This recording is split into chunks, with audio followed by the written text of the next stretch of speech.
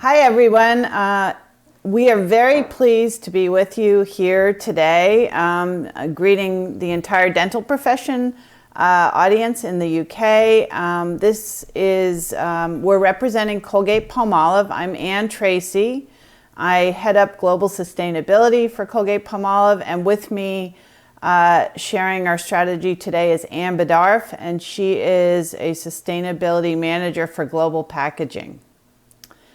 And we want to start off by saying we have a long-standing partnership with FDI, and relatively hot off the press, FDI, as you may know, is working on developing a code of good practice for sustainability for dentistry as a guidance around the world.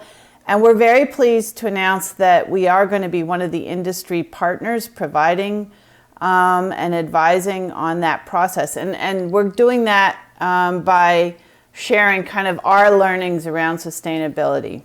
So today what we want to focus on with you is an overview of our Colgate sustainability and social impact strategy, and then we're going to do a little bit deeper dive, and Anne's going to help me talk specifically about plastic waste, and finally a couple of words on how we think we can work together with the dental industry. So first, just to set the stage, we know that people buying our products and people going to the dentist want to take action, and they want to live in a healthy and safe world, and they want to live more sustainably. And we believe, as the global leader of oral care, that we have a responsibility to address this need. And we know that people believe that industry and companies do have that responsibility. And this responsibility from our side comes from the fact that the Colgate brand is in more homes than any other. Over 60% of the homes have a Colgate brand in them.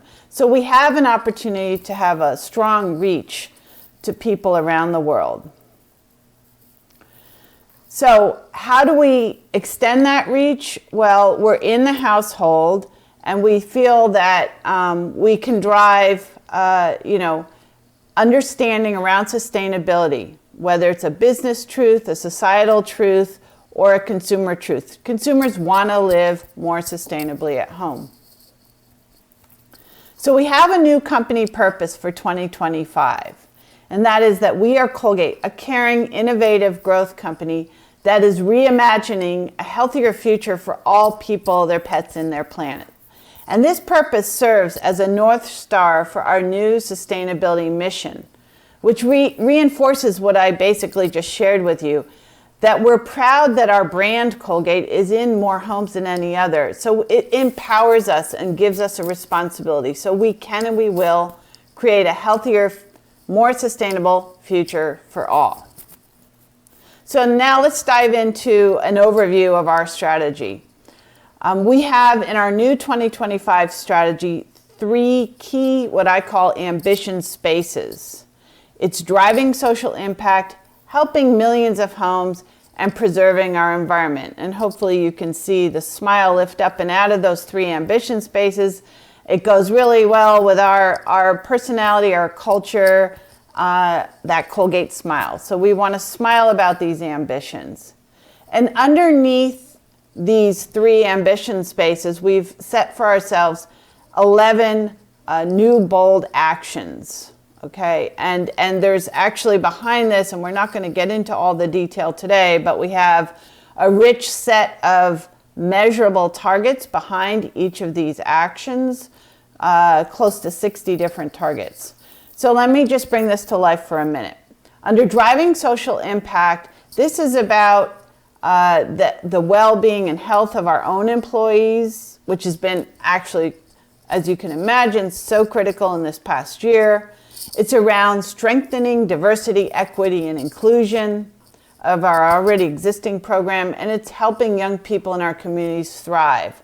And we do this through urban education, especially in underserved communities, as well as you may be familiar with our Bright Smiles, Bright Futures program, bringing dental hygiene and education to children where it's needed. Under helping millions of homes, This space is really focused on designing more sustainable products, and we'll talk more about that in a minute. And also helping people to build sustainable habits at home. And we really believe this is an area of opportunity to work with you, because it starts with the dental profession to help people understand what the right dental hygiene and habits are. And then finally, we own Hill's Pet Nutrition. So we have a program called Food Shelter Love, helping pets to, shelter pets find forever homes. And then finally, under preserving our environment, we have 5 bold actions, which really build on a strong foundation that we have been working toward for a number of years at Colgate. Eliminating plastic waste is actually one of our newest and perhaps most important areas. And this is, I know, an area we're going to be talking about with the dental profession, and Anne will elaborate more on in a minute. But this is a very visible issue, a growing concern. Conserve water, of course. All our products require water for use. Accelerating action on climate change. We have a net zero carbon target for 2040, and then lead with zero waste facilities, eliminating waste not only at all our plants, but at our offices. And finally, sustainable sourcing. So these are our 11 bold actions, again, with metrics underneath. Let me just take you through some of those metrics under helping millions of homes. So designing sustainable products. You can't have sustainability without innovation, and you can't have innovation without sustainability. That's how we're looking at it going forward. Innovation is a huge focus for us right now. And as we build that discipline across our R&D and our global packaging function, we're looking for natural alternatives for every consumer benefit that we deliver. We're aiming to create 100% biodegradable formulas across all our categories. And we're working on developing waterless forms, again, across each of our categories. And finally, we're embedding sustainability into each phase of the product design, ultimately looking to improve the environmental footprint of all our products. And you see a couple of the examples here. You may be familiar with the Smile for Good and the bamboo brush. Under building sustainable habits for life, we're focused across a number of areas. And I apologize, the print may be very small here, but the first space is around raising awareness for water scarcity. Again, we have the Bright Smiles, Bright Futures program, helping to bring dental hygiene and education to children in communities where it's most needed. The space of recycling is scattered and confusing around the world. Credit to Europe and to the UK. You're one of the best at making this happen, but there's still a lot more we can be doing. So we're aiming to educate consumers around the recyclability of our products. And finally, and very relevant in the past year, of course, has been raising awareness around the importance of hand washing, particularly to prevent COVID. And we've had a campaign actually donating 26 million bars of soap using the World Health Organization education on good hand washing. And we've donated those all over the world. This is just an example of the Bright Smiles, Bright Futures. We run this program all over the world. This is actually an example. We're not going to play it here today in the interest of time, but you can go on YouTube and find some of the testimonials of communities. This one happens to be in Baltimore in the US. And we've had a target for 2020 to reach 1.3 billion children around the world. And pleasingly, we achieved that target, and we have a new target to reach 2 billion children by 2025. We've also had a campaign to raise awareness around water scarcity. If we don't address this issue, nearly half the world's population will be living in a water scarce region by 2050. It's a problem people don't think about first and foremost, but it is caused by climate change. And we've recently joined the Water Resilience Coalition, a part of the United Nations Global Compact, to continue to work around this space to raise awareness. And then I already mentioned the hand washing campaign that we ran and donated soap last year. You can see an example here, donating actually 26 million bars of soap, run at 5 sites around the world. So finally, I wanted to just share with you a few of the targets under our Preserving Environment ambition. And let's focus on eliminating plastic waste. We have a target to eliminate 1/3 of our new or virgin plastic in all our packaging by 2025. And you stop to think about it today, as consumer products company, all of our packaging requires plastic. So this is a big lift, but we're committed to it. Likewise, with toothbrushes, we're committed to cutting in half the amount of waste due to toothbrushes by 2025. And you can see, I'm not going to go through all of them, but the other targets across these actions under preserving our environment. So now I'm going to hand it over to Anne. We want to go a bit deeper into plastic waste because I believe with the work with the FDI, we're going to be focusing on plastic waste and carbon emissions reductions with your practices. So today, let's go deeper into the plastic waste issue. So let me hand it over to Anne, and I'm going to click for her. Thanks, Anne. I'm sure you all know of the plastics pollution issue. Some of the statistics around it and the trends are quite disturbing. Mainly this one, which is the prediction that given current rates of plastics pollution entering the ocean, by 2050, there will be more plastics in the ocean than fish. Quite sobering. And what's interesting is the carbon issue also plays a role. You can see here, that means also plastics pollution's carbon impact can increase up to 15%. So those issues are intertwined. And in the next slide, we show some examples of government policies that are expanding to address the issue, all the way from the UN down to local cities.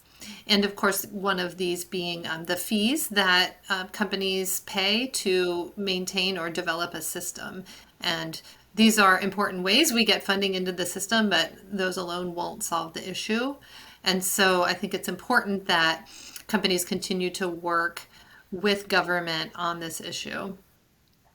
We also have our retail, next slide, and consumer expectations growing. This is just, again, 2 examples from China and Germany, of course, many in the UK as well. And we find, the retailers are playing an important role, as well as partners, including the dental community. And so we've developed a strategy on the next slide that highlights 4, well, more than 4, but 4 key pillar areas to address packaging and plastics. For us, we consider toothbrushes as part of this as well. So there's our new company purpose up in the top. And just quickly from left to right, thinking about what these mean. Sourcing responsibly. What do we procure or buy? Is it recycled content? Is it from renewable sources? So just thinking of, going as upstream as possible. And then how can we deliver on a design that's as efficient as it can be, uses the least amount of material and is hopefully even beneficial. And then advancing that circularity. So reuse refill systems, designing recyclable materials or products, and then looking also at how can we get recyclable to equal recycled in practice and at scale. And inspiring positive behavior through our brands and influencing partners and working with partners. And certainly the dental profession and community is really key in that strategy.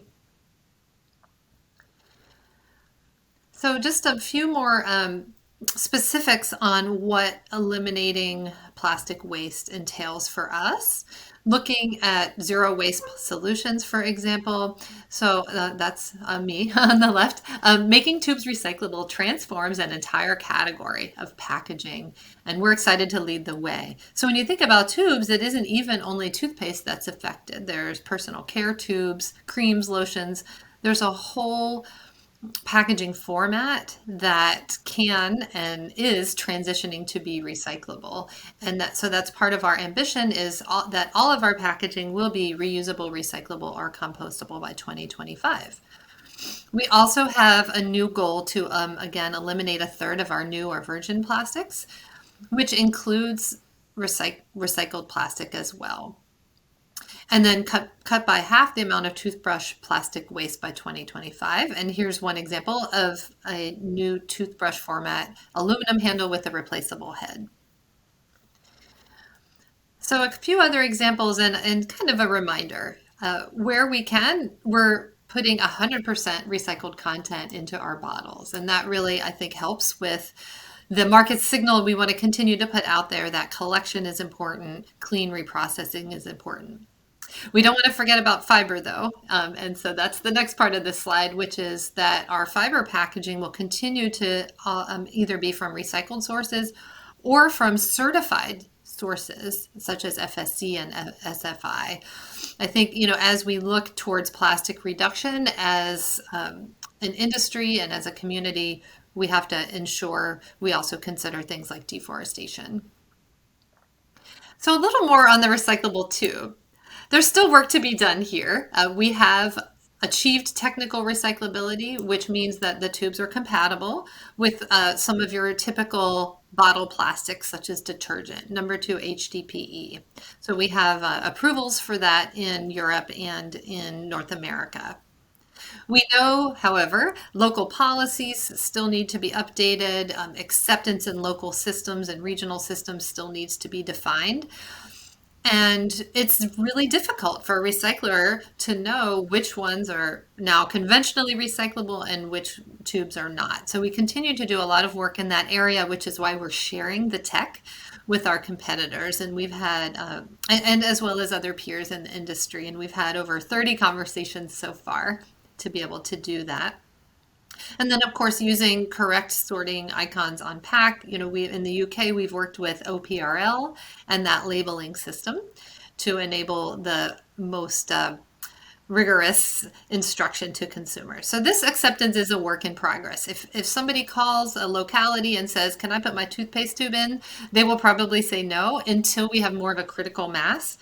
And we do understand the industry is moving quickly towards converting to recyclable tubes, which will increase our work and the ability to accept tubes. So thinking about plastic reduction now again, and kind of stepping back a bit, there's a few key enablers or pathways to achieve that. The new product forms is a very exciting area, right? It's a different way to deliver oral health through tabs and such than has been done in the past. And it's not just for oral care, of course. We see examples in home care here with some refill models, liquid hand soap. Again, there's the Keep brush there with the replaceable heads. And plastic alternatives, again, will continue to grow. We have, metal, fiber, and paper that we have to continue to consider, and glass perhaps in some cases. So all of these work together. So when we think about recycling, we often hear from those, NGOs and academia and places like the Ocean Conservancy that have studied this, recycling is not going to solve the issue alone. It's very important. We are committed to transforming our entire portfolio of tubes to be recyclable. We are also, though, continuing this emphasis on reuse refill to eliminate. It's the classic reduce, reuse, recycle, and looking to put the new spin on traditional refills. So we've already talked about the brush, which represents the Keep brush going from right to left here, an 80% reduction in plastic waste. And then with things, new forms such as the tabs, a glass jar will serve as the refillable package. with various ways we can get those refills into that package being used and being explored. And then for home care, things like Ploof we're using in the EU, which is a type of concentrate. These aren't things, the dental profession would sell, but certainly will use. When we think about cleaners, that's another area, both for packaging, plastic savings, as well as water savings. So then thinking about partnerships, in addition to the dental community, what are we doing and what could we be doing? I'm sure you are all familiar, hopefully, with the Ellen MacArthur Foundation, that they are one of our key partners in thinking about plastics reduction. And this question here, I love how they put it. It's not whether a world without plastic pollution is possible, but rather what we can do together to make it happen. So we've joined their what's called the Global Commitment to Reducing Plastics Pollution, and that has driven the development of some of our goals that we have. There are a number of plastics pacts, including one in the UK, and you could see them here on the map. So we are members of the UK Plastics Pact, which is the first one, and a lot of great work streams happening within that pact. We hope to bring more visibility through that pact to recyclable tubes, and again, to enable that whole industry transformation. There's also a European-wide plastics pact that we are part of. And we really think these are going to be key in driving not just, again, reuse and recyclability, but also the in practice and at scale, so we can really achieve scalability for these goals. And then one other partner to mention that is a global partner, which is WWF, or World Wildlife Fund. They've done a lot of work on fate of plastics. What happens to the plastics that are put out there in the world? It's one thing to know how many are sold, but we don't always have good data on collection and reprocessing, and that is part of the goal of this resource group within WWF, is to provide more visibility and a plastic footprint. So those are just some examples of the things we're doing from the design, recollection, and partnership area. I'll turn it back to Anne to talk about where we can work together.